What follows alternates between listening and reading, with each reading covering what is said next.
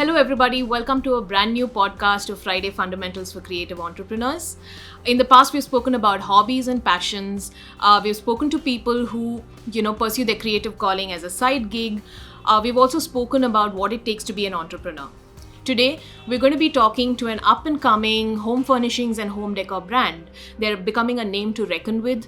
They're a very conscious brand. They make conscious choices in terms of materials, in terms of packaging. They're very conscious about customer service, and they've grown admirably over the years. It's run by a lovely couple, and I'm very, very thrilled to bring to you all of the insights they have in turning their side gig into a full-blown entrepreneurial venture. I'm very excited to introduce you to the Yellow Dwelling. Abhinaya and Nandakumar from the Yellow Dwelling, fondly known as Abhi and Nandu. Welcome. Thank you so much for being on the show. It's been a pleasure.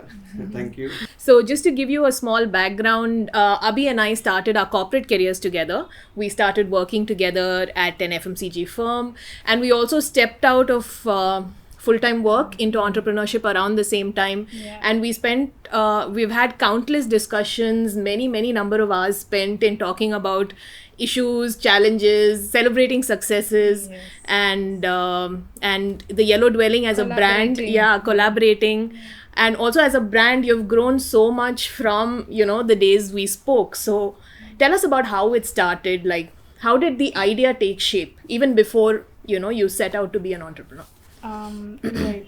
So I'll start the brief. So like she said, it was not when we started off, it was not we envisioned to be this big, or we did not have such a clear idea as to this is going to take this form. Frankly speaking, I started it as a side hustle just out of curiosity. Only thing that drove me towards this was my passion towards creating and decorating. So we moved into our new house, and at that time we were looking out to decorate our own house, and I was so happy doing it, right? Like when you are doing small changes and doing it yourself. So we everything in that house is sort of almost DIY. We were doing it on our own, and that gave us so much of happiness. And when I started looking for furnishing, I went around in the market, did some research, and then we went back and I did my little bit of sourcing and got the house done. Okay. It gave us so much of happiness, and then a lot of friends and family appreciated the work we did and then the products and all. And then we thought, okay, why not try it as a side hustle, just out of curiosity, out of passion. Right. So we had a third bedroom where we had some space to keep some stock and experiment, we went and picked the first collection. So I curated the collection. So initially it was curating the products basically. Right. I curated the first collection with the investment of about 12,000. Okay. Yeah, and I just invited family and friends and said, guys, I'm just starting something. Please come and have a look, give your feedback. And all this was while you were working full time? Yes, okay. I was working. And both of you? Yeah. Yes, both of us were working. Yeah. See, basically what happened is when we did our house, when people came in and saw the houses, they liked the collection. And one thing which we were very, kind of looking for was natural materials to fill the house with. Okay, so when we went around the market, so we found that, luckily for us, we come from a town where it's more of a natural product, the furnishing manufacturing industry. Okay. So we kind of curated our own home, and then a lot of people loved it, and then a lot of people asked, where did you get this? So then when Abhi said it's been curated by me, they said why can't you make something for us? Right. Or why can't you get something for us? So that day it was actually 12,000 rupees in our pocket, so we took it and said let's try it with it. Okay. And when was this? This is way back in 2016. I would say. Yeah. December 2016. Yeah, December 2016. Okay. So that's how it started. So when our guest bedroom became a small collection to start display with. Area. Yeah. Right. And it was within our community. Okay, the first collection is actually made for our community people, of 60 houses. Okay. And within a week we are sold out. Okay. Then we were like, okay, now people like your choices, so what do we do? Right. And we made a profit. Okay. Okay, then we said let's reinvest it. Lovely. Okay, so then we did one more collection like that. Okay, again, it became again a good hit. And at that time, both of us had Full-time full-time jobs. jobs. Full-time I jobs, was with yeah. the corporate. He was as working as a freelance consultant. Full-time, we were into other things, and this we used to do over the weekends and we did this like a side hustle for a long time, right? For how long was this a side hustle? It's almost 2 years, I would say. See, the Okay. thing is actually, we are not very sure. Okay, because for me, being 16, 17 years in corporate brand building, I was not sure what is our identity. Okay, people liked the collection. We curated the collection. They liked it, and then we kept experimenting. Okay, after say probably about 4-5 months, I told Abhi, probably we should think about experimenting it in a larger scale. Okay, that's when we said because the audience for the first 4-5 months was our neighbors, friends and family.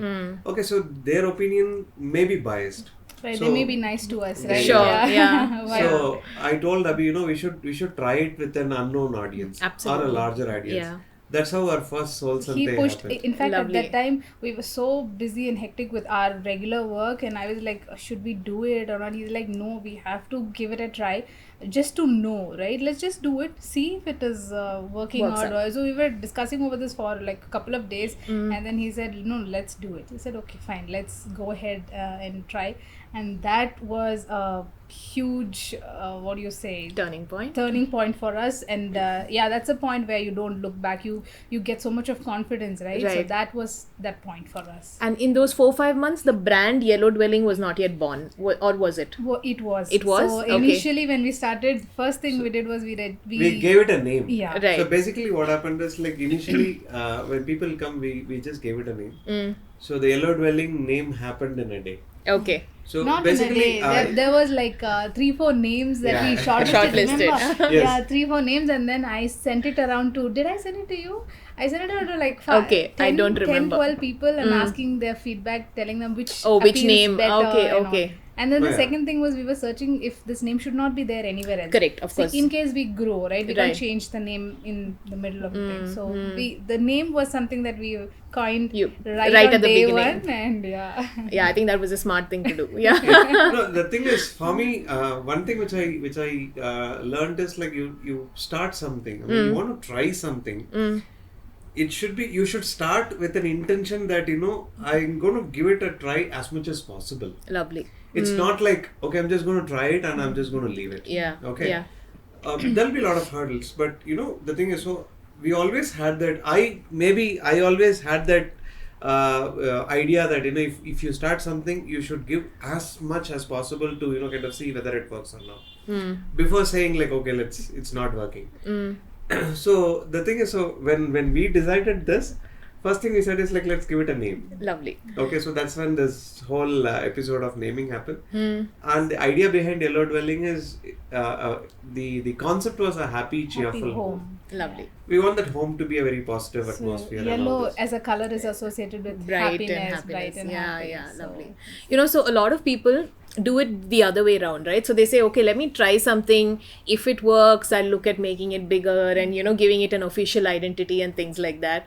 But you guys did it the other way around, and that itself shows that a certain level of seriousness about it. Yes. Right? So you're taking efforts to build a brand identity, you're trademarking it and such things early on. So that kind of shows a serious Exactly. approach to Like he always says that, like I said, the Soul Sante was the turning point, Right. and that is when we thought, okay, there is a serious what do you call market for this concept, for this kind of products. Then the immediate next following week he started registering the company, and then he's like, I'm doing the trademark. I said, what are you talking? We just even not even stepping the foot. He said, but we went ahead, and we weren't making that much of money turnover in the business, but he went ahead and did the trademark, like you said, which is a very important thing, because later on, as you start growing, there's a lot of competition. There are a lot of people around you trying to copy you or trying to poke you and all that. Absolutely. So have things clear right from at the the word go. beginning. Yeah, I think that's a great point for all of us to take back. And just to clarify, I think Yellow Dwelling, their first public appearance was at an exhibition called Sunday Soul Sante in Bangalore. Yes. I still remember pictures of your first stall. Yeah. Tell us a little bit about that experience. When we did our first Soul Sunday, everything was new. Even for us, the customers are new. For the customers, the Yellow Dwelling was a new brand. Okay, and the response was good because they appreciated the quality of the material and appreciated the collection which we curated. And so what feedback which we got was, there is a market for natural furnishing. There's a market for a contemporary design and the pastel colors and all those things. So that's the idea which we got. Right. And what actually gave us fuller confidence is when we repeated couple of more exhibitions. Suddenly we saw that 50 to 60% of people coming back looking for us. That's They lovely. recognize the brand. Yeah. So how we put together the Soul Sante was also, like I said, we were debating whether to go for it or not. So it's like about a month before all this was happening, and then we decided, let's do it. We went and then curated the collection, and the products were all ready, and then we needed manpower, right? And we didn't want anybody, just two of us. Then I called my brother's friends, and they were all so sweet. They said, yeah, let's do it, why not? And they came a day before, helped us in packing and doing everything, and it was just manned by us. Right. Two of us and my brother and my brother's friends, all of them had come over there, and we entirely manned the show. And it was buzzing. It starts around 12 o'clock, right? Yeah. So the crowd picks up at from 12 to about 8, 9. 10 o'clock. We didn't stop. Yeah. We were constantly talking to people, selling stuff and all. We were like, this is something new to us as well. Right. We never even expected such a thing would happen. So that was a very nice experience. And we were so dead tired, but we were so happy, that the Yeah. first appearance got so much of a response. People really liked it. They liked the fact that we were there.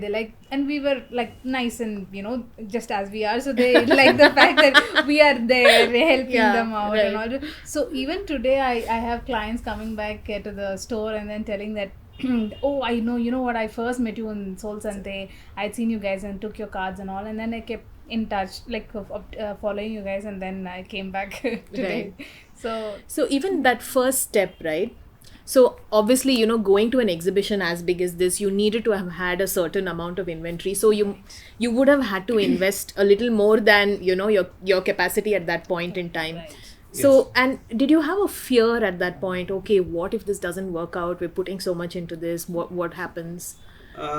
See, the thing is actually, for us, what happens is, when we said okay, the first Soul Sunday was obviously, yes, it was a risk which we took. But the thing is actually, by the time when we reached there, almost 50-60% of our investment was the profits which we made Okay. from the earlier, Right. small community level. Right. But we did also invest from our hand. And do we had fear? Maybe we would have. But are we confident? We were fully confident. Okay. So we never had, I don't know about her, because she being very calculated, I was an optimistic person. Right. I said it'll be good. Right. And then it turned out to be good. So the thing is, he's much more risk taker than me. Than you, okay. I'm a bit of a cautious person, but he's all out kind of guy. So I think then it's a great combination to have to run a business. See, Farah, the calculation was this. There is a cost involved to it. Correct. Okay. So you got to recover that cost. Worst case scenario is that. Right. When we did that calculation, we said okay, it's possible. That minimum sale is possible. Right. Based on our previous, small community experiences. Then we went for it. And it turned out that we actually made a good profit. Right. Okay, so that gives us much more confidence. And that's when I said people now started at least telling that, we know what an Yellow Dwelling is. Right. So, In fact, the first Soul Sante wasn't so scary, but the later points where we had to take certain decisions, that was a bit scary. Yeah, I'm For just coming to example, that. Yeah. yeah. So you did this as a side hustle for how long? So after the Soul Sante, we started, like I said, we started doing a lot more fleece just Right. to again test out Test that the this is not market. like a one day wonder kind of a thing, just to test out. Sure. And that again gave us good positive feedback. Then then the volumes were growing. We couldn't manage it from home, so we shifted it to a warehouse, Okay. which was closer to our area, but at least in the commercial. And you were both still working. still working. Your We were working. full-time jobs. yeah, well, and it has become a serious gig. Yeah, serious now side it gig. is, Exactly. yeah. The thing is actually why we decided to go for a warehouse is I said no stopping. Okay, yes, we have to double hat for some time, and we don't know how long that is going to be, but let us not give it up because people have given their response. So we moved to a small warehouse nearby. Right. So that time we also have to kind of consider comfort, travel time, Right. and all those things. So we moved to a 200 square feet warehouse near to our house, which now has become our store. First stop. Yeah. Lovely. Okay, so that's how we moved in. So when we moved to the warehouse, we know that we are committed because there are fixed expenses which are starting. Correct. Yeah. So that is a big step, right? Yeah. Like for example, a Yes. monthly recurring expense on the Yeah. rent of the warehouse, all the Yes. overheads. Yeah. So that's when Yes. you start getting signs of So moving seriousness. from our Yes, guest yeah. bedroom to our warehouse took us a year. Absolutely. Yeah. Oh, that took a year? Yeah, Okay. it took And almost this warehouse stage, you were still having your full-time jobs? Yes, Yes. that's it. Okay. So the only good thing I would say was that we had flexible work. Right. I was working from home full time. Okay. So the corporate was based out of US, and I had the thing to work from home. Okay. So I had to complete my responsibilities. I could sit anywhere and work. Sure. And he was doing a freelance consulting, so he could client visits and all. He could manage in such a way that we could work from anywhere. Kind of. That's Okay. a big plus. It gave, that is a big bonus. thing. Yeah. So where did you manage to steal time for this? So obviously one you said was weekends. Weekends. But like any other family, I'm sure you'd have had responsibilities, with the family. So what kind of sacrifice did it take? How did you steal that time See, out? if you actually look between working and entrepreneurship, the time which is available to you is the same. Absolutely. In fact, what I figured out is like when you actually do a work, you'll be spending more time in work than the entrepreneurship. The difference is basically you have a fixed timing in your work. You go to your office by say probably 9 o'clock and come back by 6 o'clock.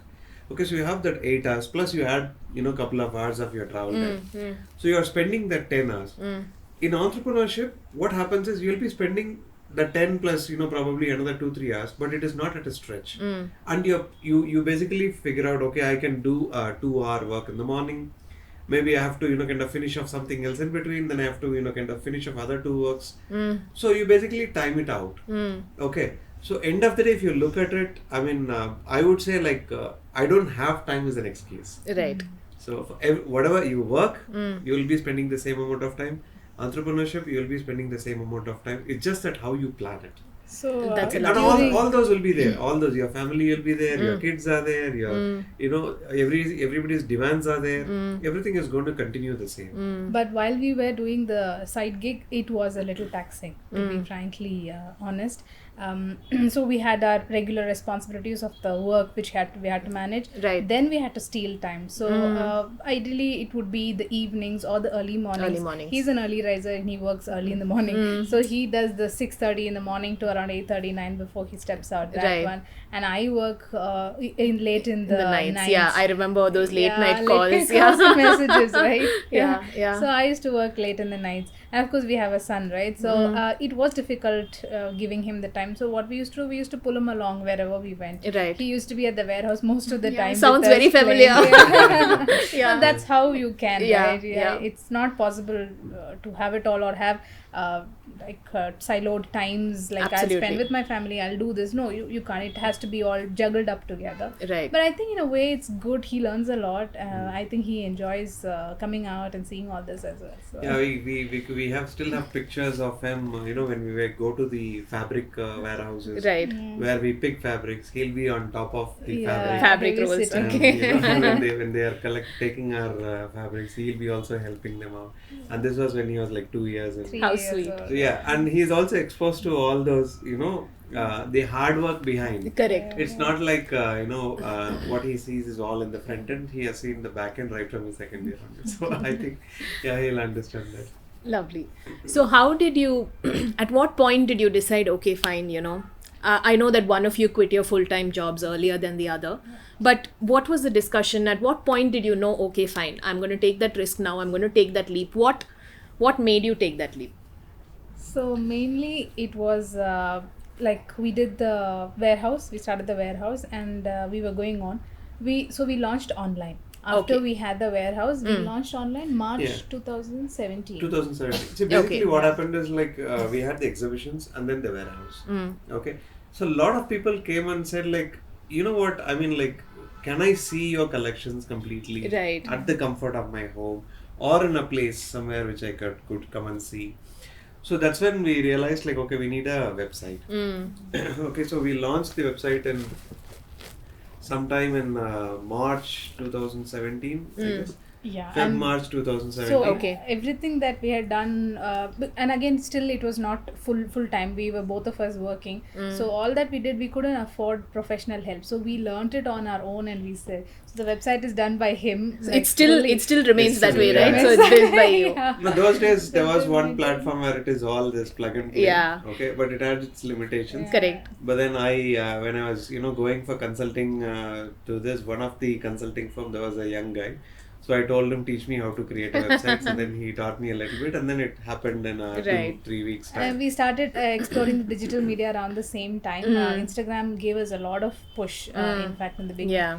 So then I sat and learned how to work around that and Right. how to grow your digital media. So we've been doing everything, our own research and things on our own because we Yeah. couldn't basically afford to go. Yeah, to that's like the professional typical help. entrepreneur hustle, right? Yeah. You're literally doing everything, right? Yes. From Yes. sourcing to Yeah. packing and I think sending. it's very important, right? Because you learn how to do number one. Later on, you can hire a professional, but they can't fool you, right? Right. Because you know what the it process. takes. Correct, Yeah. correct. Yeah. So the website happened, and then people still had this question: can I come and see your products? Can Right. I touch and feel your products all together at the same place? Then we said, okay, our warehouse is there. We open our warehouse because it was neatly arranged. Right. You're welcome to our warehouse to come and see. Then we started seeing an increase in number of requests, and people coming to the warehouse over weekends was increasing. Okay. Right, we constantly saw that. To the tune that we used to normally, or initially how it was is like somebody will call us, we will go and open the warehouse. Then it slowly turned out that somebody is calling us 9:30. I'll come at 9:30 in the morning on Saturday. Okay. And then suddenly we have like people coming all the way to 6:30 in the evening or 7:30 in the evening. Then it turns out like entire weekend it was full. So we used to keep it open on weekends for public to come in and have a look at our collection. So it has become a full blown weekend Weekend shop, kind of pop-up kind of, quite it was literally, something yeah. like that. And even those warehouse times we used to continue to doing our exhibition. Okay.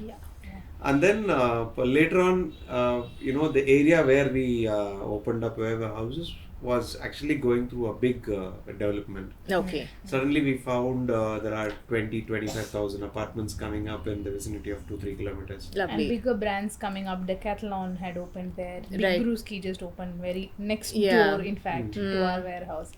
So yeah, that road where after say 7-8 o'clock you can't walk turned out suddenly into a bustling market. Right. Overnight. Within 6 months we could see that a lot of brands opened up. Yeah. So then we said like, okay, now we need a store here. And a lot of our customers also demanded that. They said like, high time you open up a store. So we were searching for a place and Yeah, then we went around for about 2-3 months looking around for a space in that area, and they were very expensive and large. We couldn't at that time take that risk. And we were just breaking our head, and suddenly out of the blue he came up with an idea. Actually it was a very funny thing. I mean, that's how I always think.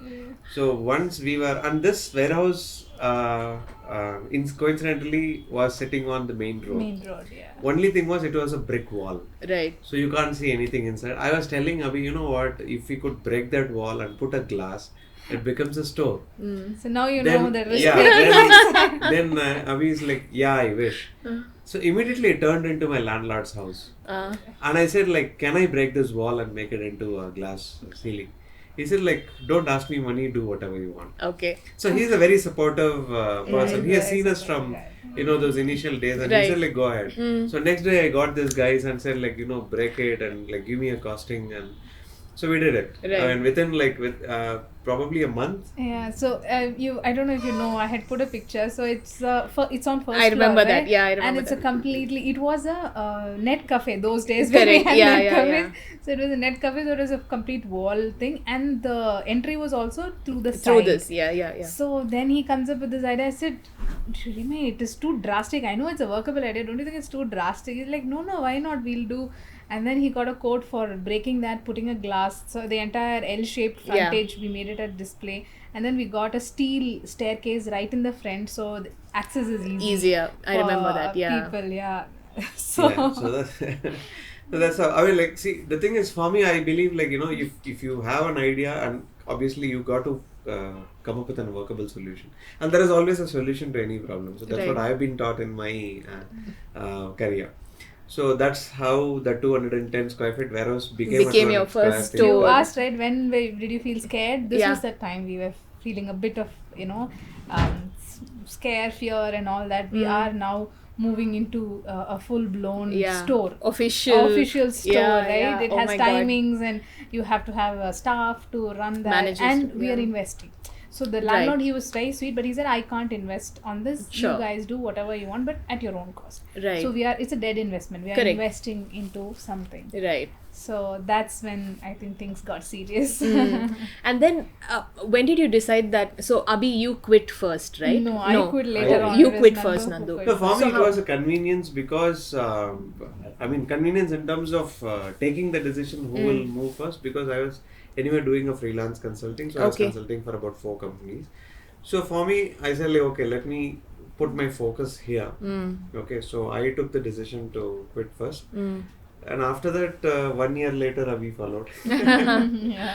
So when you took the decision to quit, right? So that's basically 50% of the family. I mean, like a assured, steady family income, which is Right. going away. And I mean, your business also had grown to a certain extent. So you would have been able to estimate an X amount that you'll definitely be able to get. But when you quit, it may not have matched, No, right? it did not The amount of match. money coming in. I did not match. So did you have to make any lifestyle changes? How did yes, you? It's a lot Lots. of sacrifice. Lots. Yeah. It doesn't happen without sacrifices. Yes. We did changed a lot of small decisions, I would say. Actually, but that's now today. If you look back, it looks like very a small thing. But those days, what happened is, like, see, normally what happens is, like, when your salary comes, you always plan for expenses. Correct. Okay, so you plan for your household, which you cannot avoid. Apart from that, you have that cushion which is lying there. You plan for a lot of other expenses. Right. Now, when we moved here, we have to, we bought that almost to zero, I would say. Yeah, and we said, like, okay, let us give it a time until the zero becomes 1, 2, and slowly we can. See, the big thing was, like I said, we all have commitments, right? So we all, once we start in the corporate, we plan our commitments accordingly. Right. So there is an X amount of commitment that we cannot avoid. We have to Right. have. So we just did a quick calculation as to, okay, will we get that basic X amount of thing to have the family going? And then, yes, we have to definitely cut down on our other luxuries and, expenses. And we said, are we okay with that? It'll take some time to get to that level. Right. But we said yes, because this gave us much more, happiness and things. See, you're creating something on your own. Right. It doesn't come without any sacrifices. Right. So definitely, right? So we said, okay, let's go ahead with it. So we just ensure that basic X amount that we need is going on.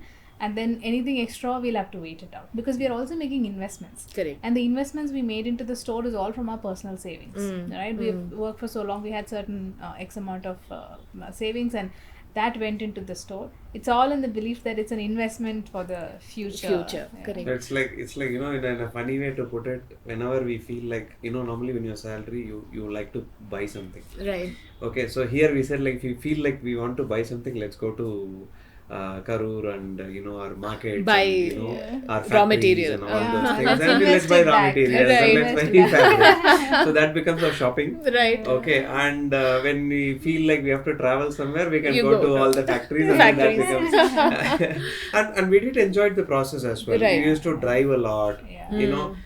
In fact, actually, we started driving more. Earlier, when we were working, we used to go for a trip once in a year or so. But here, it becomes like a monthly affair. Yeah. It was taxing. I mean, it's not easy, but then we turned it into a very Enjoyable. Enjoyable. That's experience. lovely. We used to take our son with us, and we used to stop. We don't do a hurried up drive. Right. So all those. So the thing is, actually, yes, we have to make a lot of lifestyle changes, but then we tried converting everything into a positive Right. thing.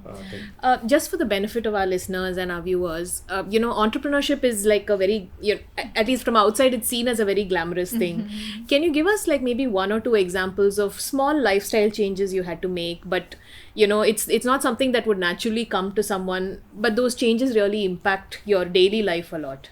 So not daily life, but something we personally like love doing is traveling. Right. That's one of the big hit that took, and that is something we had to discuss and say, are we okay with it? And we said yes, we are okay with it. Right. So we used to do one trip, a broad trip a year. A year. I think till Vihan, before we started this. So that was like our one thing in a year we will do kind of a thing, and that we You had to give hold up back. that. Yes, Right. we had to hold that. We said yes, we'll get there, but till that time we are holding that back. Okay, so that was when Nandu quit and kind of took over the reins for a bit. And then you followed a year later, right, Abhi? Right. So what made you also take the decision? Because then, like, literally both incomes were coming from this one venture. Right. So how did you take that decision? What did you guys decide? So the good thing was it was all happening gradually for us. Okay. So we had opened our first store on the first floor around October 2017. Yeah.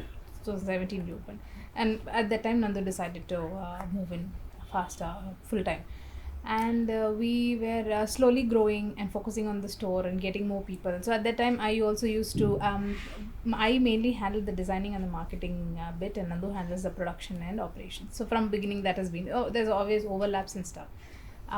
So I was continuing doing that, and we saw the brand growing. Right. We had a lot of audiences following us on Instagram, and a lot of sales and turnover increases happening gradually.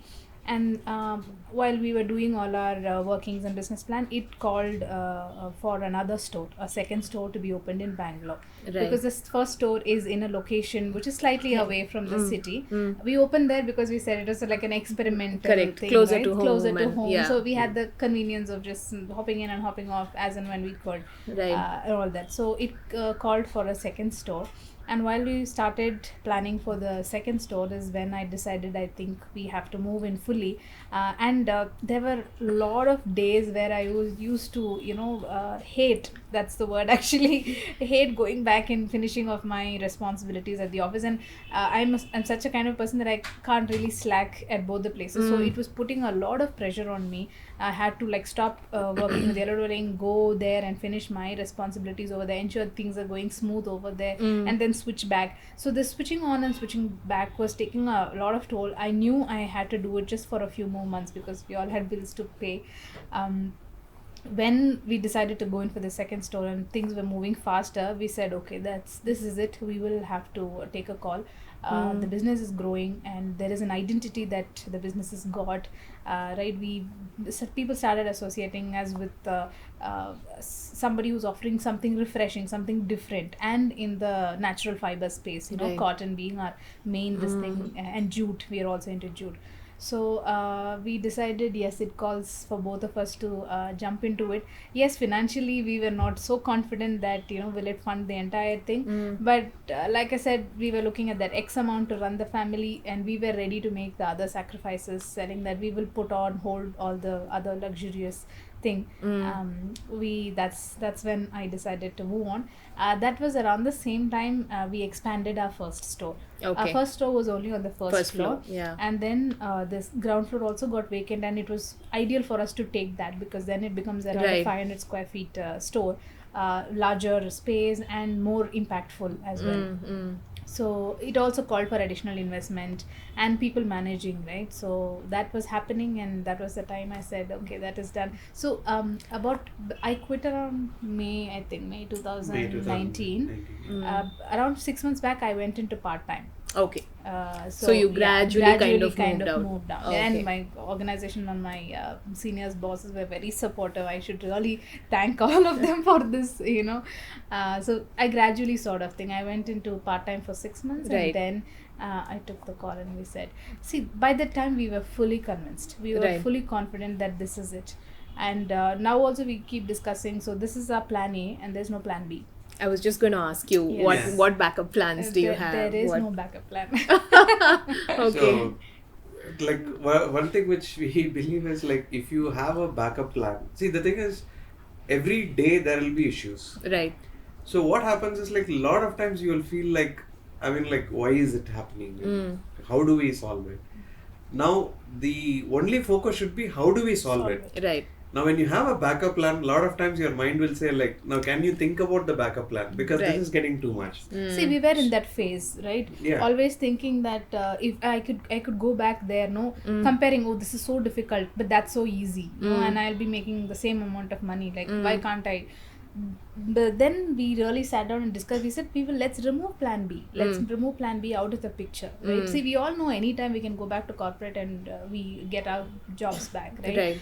But we said, no, let's not think about it. This is it. We are very confident, convinced, and we have a wonderful audience and a customer base that's increasing, right? And they are so warm and responsive to this. Then we said, why not fully focus? And like you said, every day we have challenges. Like even today we have challenges, manpower, and you know, right? It's not easy. It's very difficult. But end of the day, are we confident? Do we believe in ourselves? And do we believe in what we have started? Yes. So that's what we believe. So another key change which has happened mid of 2019, or I would say rather start of 2019 was when Abhi said like, okay, now it's time for us to, you know, kind of take it full on. So we always believed that, you know, we have to be different. Okay, so how do we bring that difference? How do people say that, you know, yellow dwelling is, you know, different? So that's when we decided we will go on full on production. So that's one of the biggest decisions we have made in the entire. So till then it was still curation.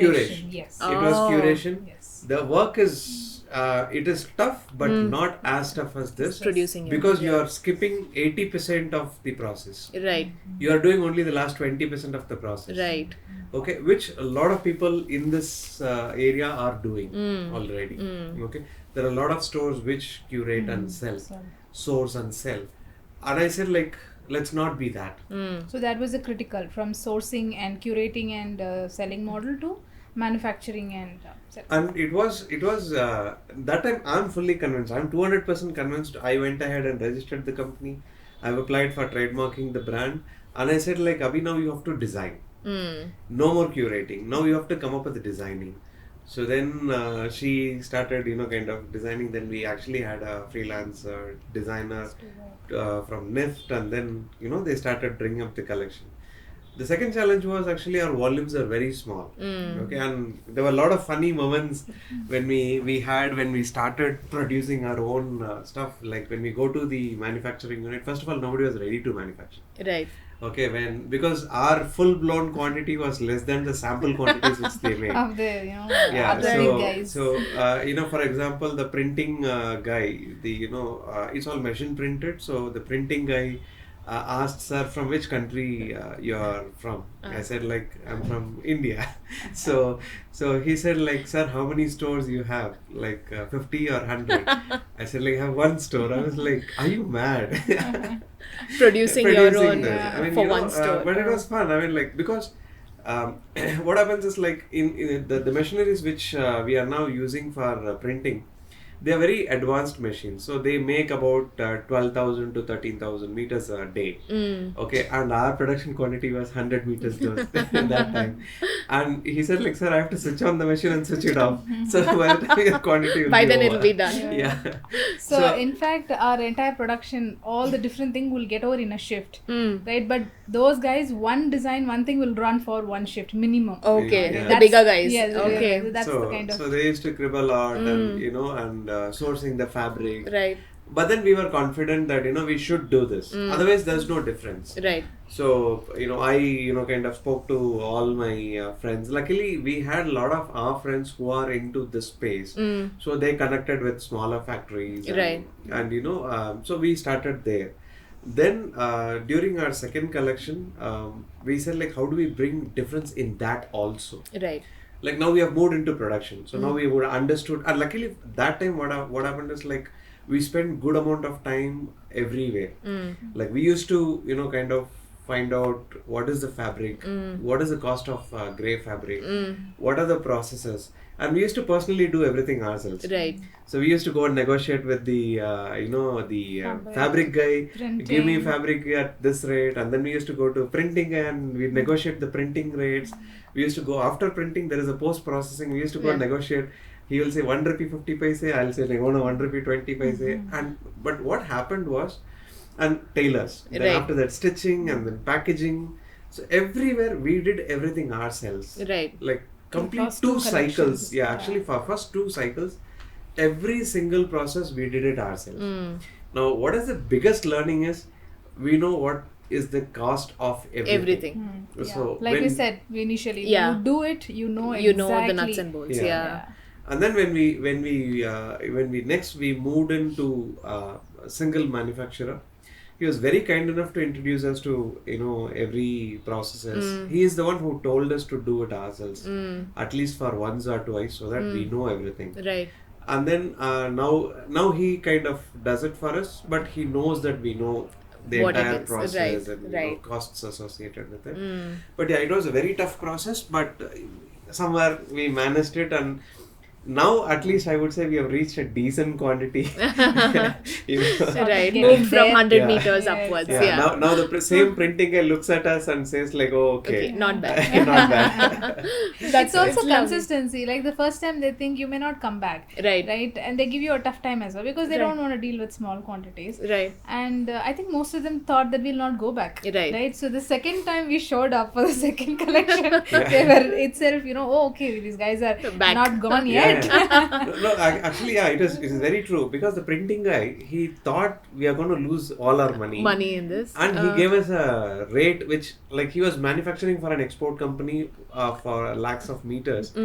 He charged them like probably 1.5 times of what he charged us. Right. I said like, okay, he thought we are like one-time wonder. Yeah. We're just coming, trying. And yeah. I was a little known through friends and Yeah. family, so he said like, okay, chalo, let me not swindle them. Uh, So let me give whatever my cost price is. right. So he thought we are not going to come back. Okay. So that's his mindset. But when we came back again, he said like, no, not this time. I'm not giving you I that can't give you cost. that price. No, he was actually, it was a surprise for them as well. Right. Because, They went but back. for us, we said like, okay, now we have, our customers are ready. Mm. All they need is the concept, the quality. And then now the next thing what we wanted to bring in was, how do we make a difference in that Right. also. Right.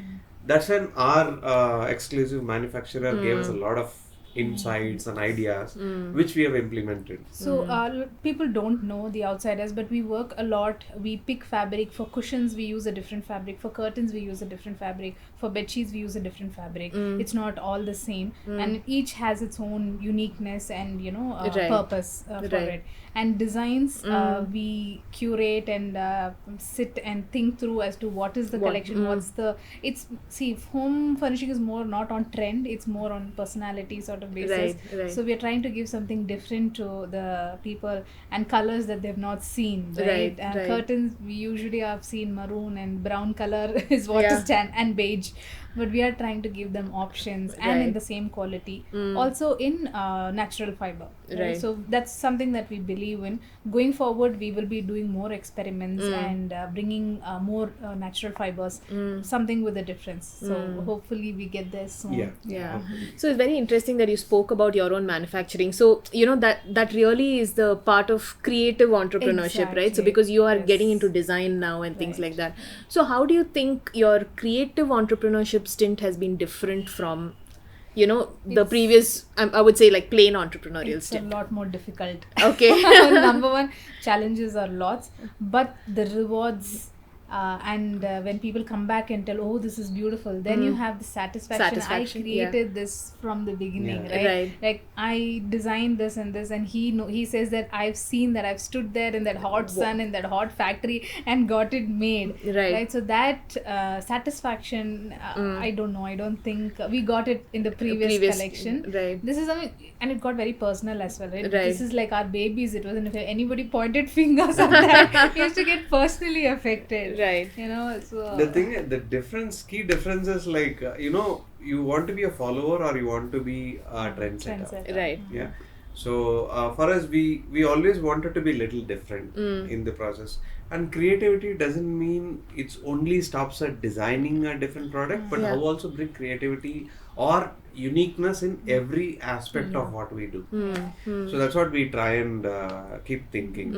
So yeah, as Abhi said, like when we said like our brand has to be a pan India and go international, our designs has to be original. We Correct. cannot just follow somebody. Right. So we said like let it be yellow dwelling design. Okay, when people look at it, they should say, "Oh, this is an yellow dwellings Fine. design." And that Right. started happening. Yes, today people have started Yeah. happening. They started associating certain colors with us. Right. Okay, this is yellow dwellings yellow, and this is yellow dwellings coral. Yeah. So something like that has started coming up. Now we wanted to continue that on every season. Right. And the other thing also which we saw is sometimes a lot of brands continue the same design for a Philosophy. long Over time. time. Yeah, they overdo it sometimes, and we are not going to be like that. So our collections, each collection is going to be different from the previous one. So we are giving again freshness, no, to the people. Yeah. Like if you purchase something from me, the next collection, and you're thinking of changing the curtains, you want to see something new, not Right. the same thing again. Yeah. Right? Yeah. So that's something that So we're something, working yeah, on. some like why not home furnishing be like fashion, right? Yeah. Why not your house also turn Yeah, into with the season. Yeah. a new fashion every season? So that's the idea for us. So we wanted to have 3 collections a year for now, and going forward we wanted to push it to 4 collections. Okay. So if you change your dress for winter, so you should change your home furnishing Furnishing. also for winter. That's the idea. So we Right. wanted to bring freshness in every season. Right. So that's one. So that is in terms of the design perspective, and what we do is like there are certain processes which are there. Like there is fabric, which is there as a component. There is printing, which is there as a component. And after printing, what do we do? So we wanted to we keep constantly thinking, what do we do differently here? So that's when our manufacturer came and said, like, you know what, we will source all our cotton from sustainable farming. Farming Lovely. practices. So how do we quantify it? There is a certification. So all the cotton and the fabric which we purchase is a BCI certified cotton. So what is BCI certified? It is sustainable farming Right, methods. Cotton right. from sustainable farming methods. So that's where we made a difference in sourcing our fabrics. And when it came to printing, we went with water-based colors only, Right. which is an environment friendly. Now there is a certification called Ocotec Standard 100. So all our colors are certified Ocotec Standard 100. Lovely. So that's why we said, like, let's bring the difference Right. there. Okay, and then we also went to the next step and said, like, let's do pre-wash and a pre-shrinking, so that we contain shrinking. And color bleeding. Color bleeding, yeah. So we have absolute guarantee on color bleeding, which we are working towards it, and we are almost there. So we guarantee for our colors, and our products are all shrinkage controlled. Lovely. Cotton as a natural fiber will shrink, but we control it as much as Control it possible. as much as possible. Yeah. So I'm assuming that all of these steps, right? So anything that's sustainable, you got to go the extra mile, whether it's in terms of sourcing or any of the other processes you described. So obviously all of this costs you more as well, right? Yes. But it's lovely how as a business you've taken a decision that that's a path you're going to follow, because it's very easy at this stage to focus on costs Yes. and say, okay, maybe when we grow we'll become more sustainable or things like Yeah, that. But yeah. it's amazing how you've taken this decision very early on in your entrepreneurial journey. So that'll really set the tone for the way forward, right? Exactly. Yeah, Yes. yes. Like you said, we could save some costs, going through the cheaper Right. ones. But we decided no, because we're building a brand. Right. We are not building stores. We are not Right. like doing one store. How much is the store giving us? No, it's not that. We're building a brand. Right. We are in for a long run in this. So that's when we decided, let us start creating the base of our brand. Right. It has to grow. So let's have the base absolutely clear. So when we scale up, things are not. It's not too difficult to change. Like you Correct. said, I know, like when you start small, when I grow big, I'll do that. Yeah. No, it is very difficult to do that, actually. Exactly. It's better you set it right in the beginning. And the beauty is, like you said, innovations and creativity can happen at multiple stages. Yeah. So we are working on different levels. And one of the areas we're focusing is the basic fabric. So we are working on things where we can increase more sustainability aspect into the fabric. Okay. That is also happening, and we are working on what are the other fabrics that we could bring Apart from cotton. what are the other natural fibers we could bring. See, it's difficult. They are available, but the Yeah. usage is a little difficult to bring in. I mean, The banana cost fiber of is bringing there. it, cost of bringing it to the market is very high. Is Very high. But we are working towards it, and hopefully we get it in an affordable range. Right. Right. See, this day and age, you know, because you're a big proponent of sustainability, we all need to do our bit towards that. Correct. Because our world is going elsewhere with all the pollution, so we thought, rather than doing it individually, right, we also do it individually, but as a business, if you do, the impact is larger. Absolutely. Right. We could also easily do these prints in polyester, will cost us half the money, and we could sell it half the rate. But why are we polluting the earth with more of those stuff? Now that you're so aware, you're so educated, how can you do? It goes against our principle. Right. So like you said, it is difficult. Like that, going to that bit, sourcing and understanding, they all cost extra, but this is what the brand stands for. Great. So what's the way forward now for Yellow Dwelling? I will leave it to Nandakumar. So there's a lot of plans, going forward. Now the thing is, actually, we gave it almost 2.5 years, and for me, I believe, like, any vision or any passion which you want to pursue, you need to give that minimum 2-year time, to see where it is standing, and we have crossed the threshold. Are we making big money? No, not. Are we making money? Yes, we are making money. But there are certain things we are putting in place so that the base is strong and we don't compromise on that.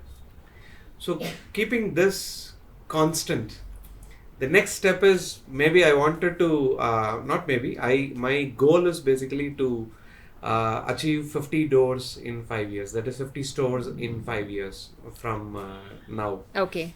So we are 2.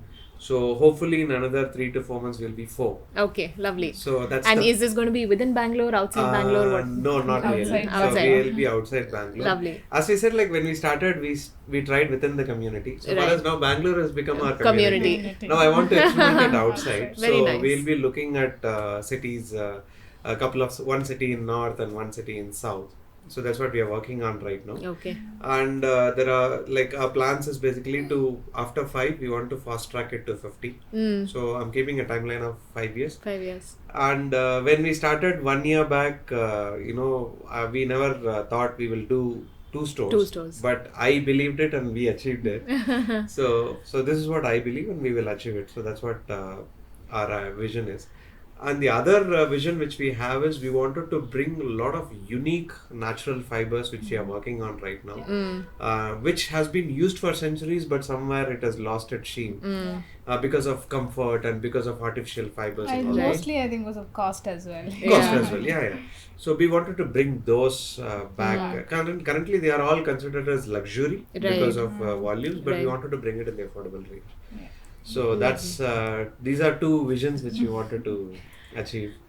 And then we are also kind of introducing a certain recyclable standard in the brand. Okay. Both in the product as well as packaging. And delivery. So which we are working and on. our packaging also, like, it's very a minimal very and packaging. Call it sort of a naked packaging. Right. We don't use any poly in our packaging. Correct. All the products come with just a band which has our brand recycled, and, again, that's recyclable. recycled. Right? board and band. And the biggest innovation which we are currently doing is, we are going for a little bit of infusion of recycled yarns in our products. Okay, into the product Into itself. the product Oh, itself. lovely. And that will be again recycled natural yarn. Yeah, Okay. yeah. Okay. And so we are working towards achieving a certain standard, which is, there is a certification called a global recycling standard. So we don't want to just recycle for the sake of it. Correct. We wanted to reach that standard of that certification. So it is a little tough task, but then it is possible. So the current collection which is going to come with that standard. With that, lovely. Yeah, so that's. And we also try and use as much of our products, like the waste fabric when you're stitching and cutting. Right? Yeah. So we use those as ropes, and we are trying to get toys or something smaller out of it. Yeah. All in pipeline. So hopefully. Lovely, yeah. lovely. Great. So thanks Abhi and Nandu for sharing all of your insights so openly. It was amazing listening to your journey, and I'm sure it would be for our audience as well to listen to such an inspirational story of how a dream and an idea grew to 2 stores and is now looking at 50 stores, national, international. You're looking at sustainable options, and it's just amazing. And I feel so proud of the Yellow Dwelling, and yeah, thanks for all of the inspiration. Thanks for your time. Thank you. Thank you so much. Thank you so Thanks. much, Aarti. It was so nice talking to you.